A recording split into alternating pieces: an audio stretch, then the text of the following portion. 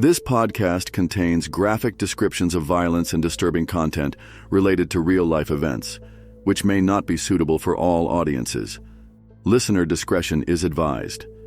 All right, so you guys wanted to know more about the Delphi murders, and we're going to dive into that today. We've got a whole stack of your sources right here. News articles, court documents, even some firsthand accounts. And, well, let's just say this story, it's both heartbreaking and completely fascinating. Yeah, it's just incredible how a case that had video and audio of the suspect could go unsolved for years. Right. And today, we're going to look at how this small town, Delphi, went from this really peaceful place to like the center of a national mystery, and then how ultimately investigators were able to get a conviction. Okay, so let's set the scene first. Delphi, Indiana. Small town, quiet, the kind of place where people feel safe. Right. But then in February 2017, that whole sense of safety was just shattered. Two teenage girls, Abigail Williams and Liberty German, disappeared while they were out hiking on this trail called the Monon High Bridge Trail. Yeah, and that trail, it was known for its scenic views. It was a super popular spot for locals. So to have this just horrific crime happen there, it just sent total shockwaves through the community. Yeah, I bet. And, think about the terror their families must felt. The girls were supposed to be picked up, they didn't show up, and then that led to this, frantic search. Right, and it turned from a missing persons case to a homicide investigation when they discovered their bodies the next day in the woods near the trail. Oh my gosh. And the fact that they were found so close to the trail, yet remained unseen for so long, it adds another layer to the mystery. This is the kind of case that really gets under your skin, Mm-hmm. especially when you consider that one of the girls, Liberty, actually recorded a man approaching them on the bridge. Yeah, it's her phone. It actually captured both video and audio. Really? Including the man saying in this really chilling voice, "Guys, down the hill." And that evidence, it became like the focal point of the case. Wow. It's almost like something out of a true crime podcast, but like terrifyingly real. Yeah. So they have this evidence, but the case goes cold for years. Can you imagine the fear in Delphi? Who was this bridge guy? Was he still out there? It's crazy. It really makes you think about the dedication of law enforcement and the role of forensic technology in investigations like this. Okay, before we get into how they finally cracked the case, let's talk about Abby and Libby. We need to remember they weren't just victims.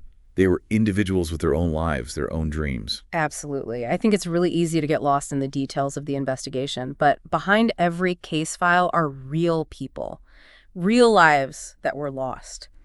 Abby, she was only 13, and she was this vibrant soul who loved art and sports. And Libby was 13, and she was a little more academically inclined, interested in technology, and was described as like a natural leader. Right. It's just heartbreaking to think about the potential they had. Yeah, all those futures stolen from them. And their story, it resonated with so many people because it felt so relatable, right? Yes. Two ordinary girls going about their day and then just lives tragically cut short. It's awful. Okay, so let's go back to February 13th, 2017. Mm-hmm. What exactly happened that day? Well, we can piece together a timeline based on these sources you guys provided. Abby and Libby were dropped off at the trail around 1:35 p.m. Okay. And they were supposed to be picked up at 5:30 p.m., but when they didn't show. Their families couldn't reach them, and that's when they launched this massive search effort. Exactly. I can only imagine the panic, the desperate hope that they'd be found safe. Yeah. But tragically, that wasn't the case. The next day, Valentine's Day no less, their bodies were discovered. They were found not far from the trail in this wooded area near Deer Creek. What a devastating blow. To the community, to the nation, really. It was all over the news. That image of Bridge Guy from Libby's phone, that chilling audio. Yeah, imagine the fear and uncertainty. The suspect was right there, captured on video, yet he remained unidentified for years. It's almost unfathomable. So the investigation kicks off. They release sketches, tips pour in. They even look at some potential suspects. Right. But nothing concrete emerges. It's just it's like a twisted maze with seemingly no way out. Yeah, and years pass, and the Delphi murders become this haunting case that just captured the world's attention. But despite the video, the audio, the tireless efforts of law enforcement, the trail seemed to run cold. Wow. Bridge Guy remained like a ghost, just this chilling symbol of unanswered questions. The families must have been living through a nightmare.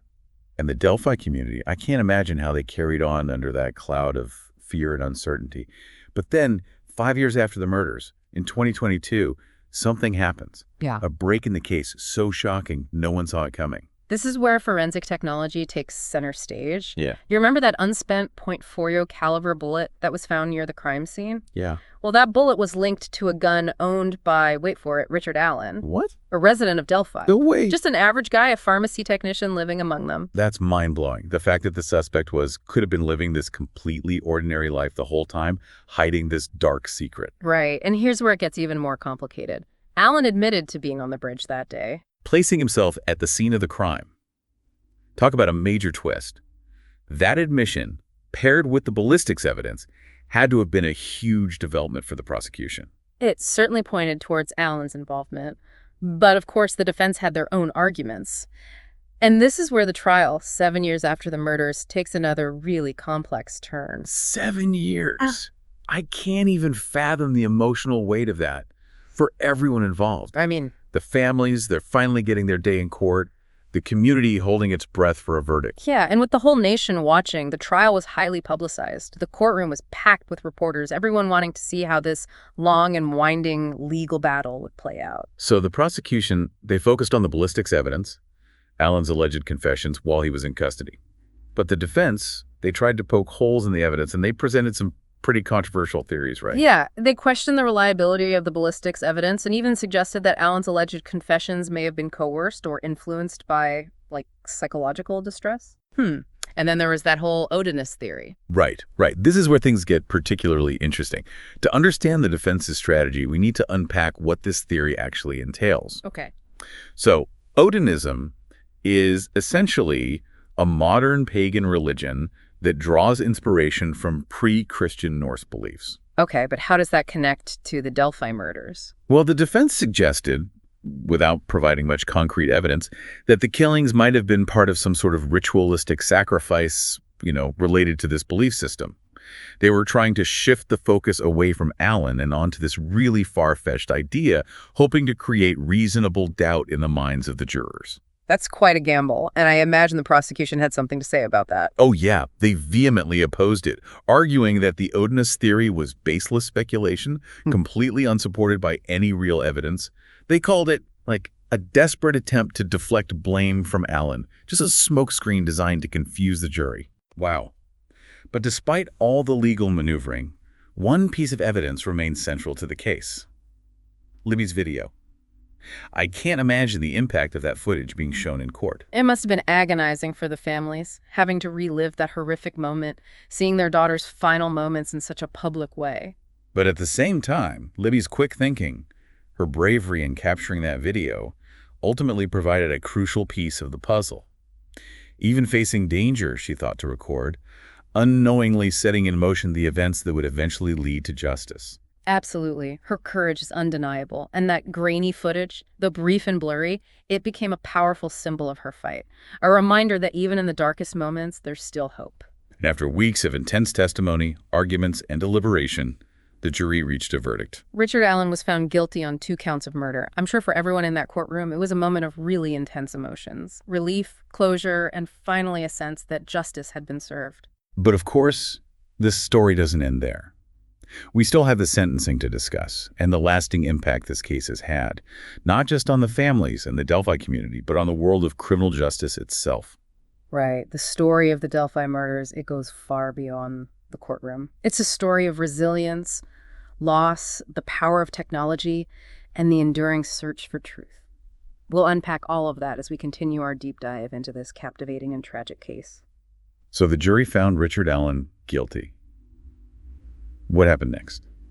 Did everyone feel like that was the end, like justice was served? Well, it's important to, I think, acknowledge the kind of complexity of emotions surrounding that verdict. While a sense of relief and vindication was definitely present, especially for the families of Abby and Libby, it's crucial to remember that nothing can truly erase the pain of their loss. Yeah, you're right. There's no going back. There's no undoing what happened. But there were still legal proceedings to come, right? Right. What about the sentencing? Yeah, the sentencing phase, that was the next chapter in this whole long saga.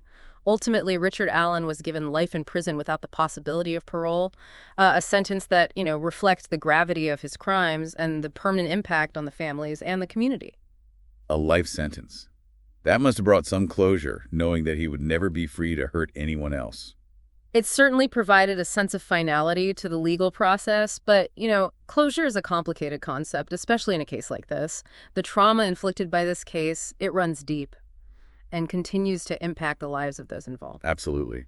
For Abby and Libby's families, the pain of losing their daughters, it will never truly fade. And I imagine the entire Delphi community is still healing, still grappling with the aftermath of this tragedy. Yeah, and it's important to recognize the ripple effects of a case like this. The families, they showed incredible strength and resilience throughout the investigation and the trial, but the scars of this experience, they're undoubtedly permanent. Yeah.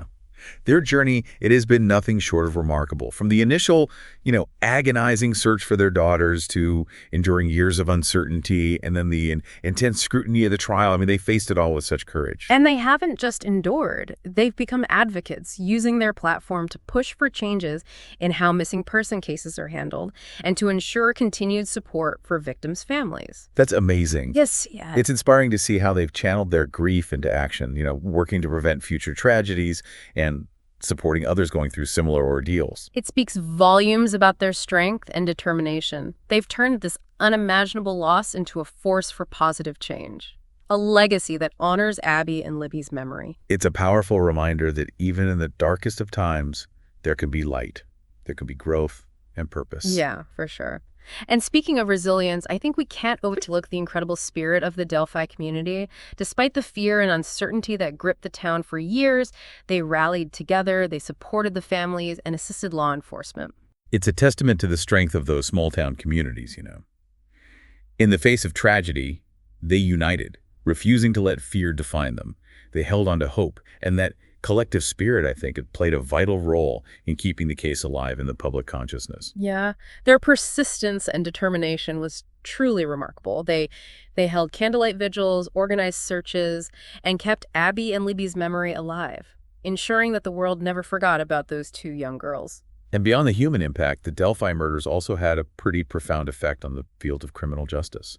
It's a case that I think demonstrates the importance of persistence in these cold case investigations, and it underscores the, evolving role of forensic technology. For sure. I mean, this case remained unsolved for years, but law enforcement, they never gave up. They meticulously pursued every lead, and eventually advancements in technology helped them catch up to their suspect. It's amazing. The unspent bullet found near the scene, the one linked to Richard Allen's gun, that was a game changer. But it wouldn't have been possible without the incredible strides made in forensic science, specifically ballistics analysis. Yeah, let's delve a little deeper into that. Ballistics, in the simplest terms, is the science of projectiles and firearms.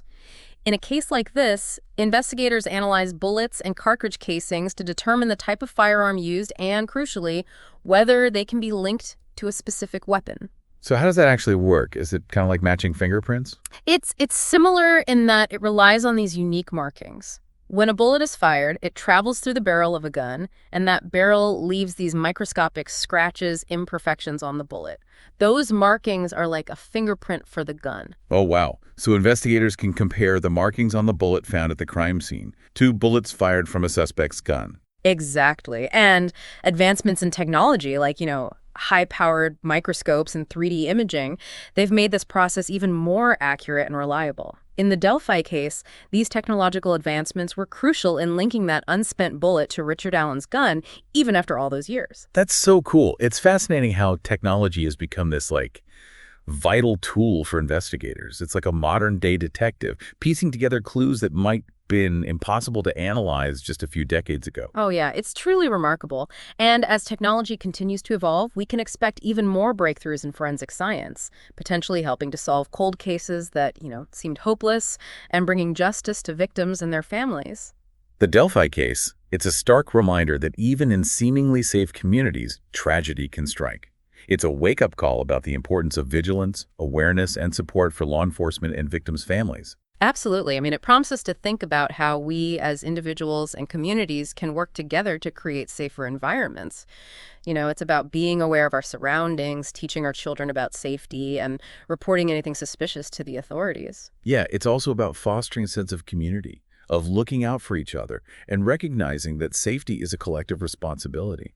You raise a crucial point there. The Delphi case also highlights the profound and long-lasting impact of trauma, both on individuals and entire communities.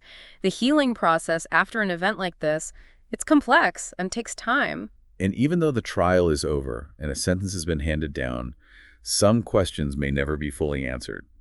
The why behind such senseless acts can be elusive, and that lack of complete understanding can be incredibly frustrating. Yeah, it's human nature to seek answers, to try and make sense of the senseless, but sometimes those answers remain elusive, and we have to find a way to, I guess, accept that uncertainty. It's a reminder that closure doesn't always mean having all the answers. It's about finding ways to honor the memory of those lost, to learn from the tragedy, and to continue supporting those left behind.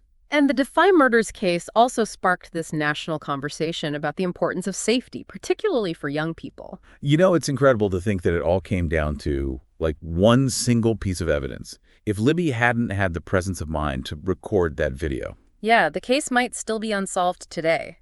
That grainy footage, those few seconds of audio, captured in a moment of terror. I mean, ultimately, that held the key to unlocking this whole mystery. It really speaks to Libby's quick thinking and bravery, in the face of danger.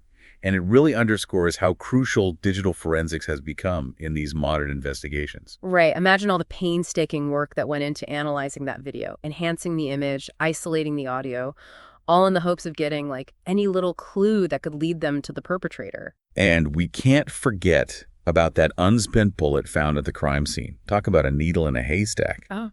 It wouldn't have been possible to link it to Richard Allen's gun without all the advancements in ballistics analysis. You're absolutely right. This case is like a prime example of how technology has completely revolutionized forensic science. I mean, a few decades ago, that bullet might have been just another piece of evidence. But with modern ballistics analysis, it became a crucial piece of the puzzle. Can you walk us through how that process works? I find it so fascinating that investigators can actually match a bullet to a specific gun. It's really quite remarkable. So when a bullet is fired, the barrel of the gun leaves these unique microscopic markings on it. And these markings, they're like a fingerprint for the firearm.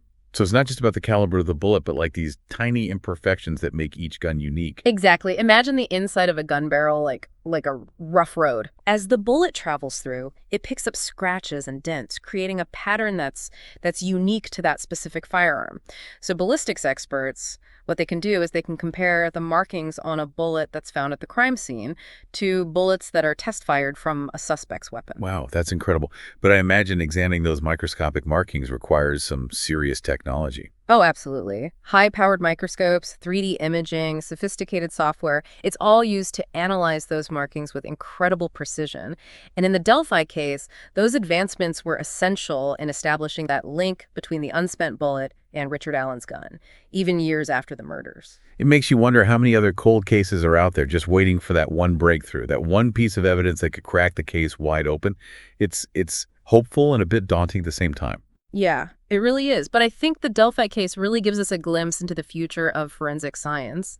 I think as technology continues to evolve, we can really expect more and more breakthroughs. And that offers hope for a lot of these unsolved cases and hopefully bring closure to families who have waited years for answers. It's amazing to consider how far we've come in terms of forensic science. But, technology aside, there's also that human element, the tireless efforts of investigators who just never give up, who keep pushing for justice even when a case seems impossible to solve. Yeah, that dedication is really remarkable. It's a good reminder that we all have a role to play in keeping our communities safe. Being aware of our surroundings, reporting suspicious activity, and just supporting law enforcement. I mean, these things can really make a difference. Yeah. And in the age of social media, sharing information about missing persons cases and cold cases can be so powerful. Sometimes a single share or retweet can lead to that one crucial tip that cracks a case wide open. Oh, for sure. You never know. You might be the person who holds that missing piece of the puzzle. So the next time you see a post about a missing person or an unsolved case, just take a moment to engage with it, share it, or even consider contacting the authorities if you have any information. Yeah, it's a small action, but it can have a huge impact. You could be the one to bring closure to a grieving family or help bring a perpetrator to justice. So, as we wrap up, what are some of the key takeaways from our deep dive into the Delphi murders case? It's a story of loss, resilience, the power of technology, and the importance of community. Yeah. For me, it really highlights the enduring pursuit of justice, even when answers seem impossible to find. It's a reminder that even in the darkest of times, there's always hope, and that every individual can contribute to a safer and more just world. And it underscores the importance of remembering the victims. Abby and Libby's story, it's a heartbreaking reminder of the fragility of life, but it's also a testament to the enduring power of love, courage, and the human spirit. Their memory lives on, not only in the hearts of their loved ones, but in the ongoing pursuit of justice and the efforts to create a safer world for all. We hope this deep dive has shed some light on this really complex and tragic case, providing you with a deeper understanding of the events, the investigation. Thank you for joining us on this journey.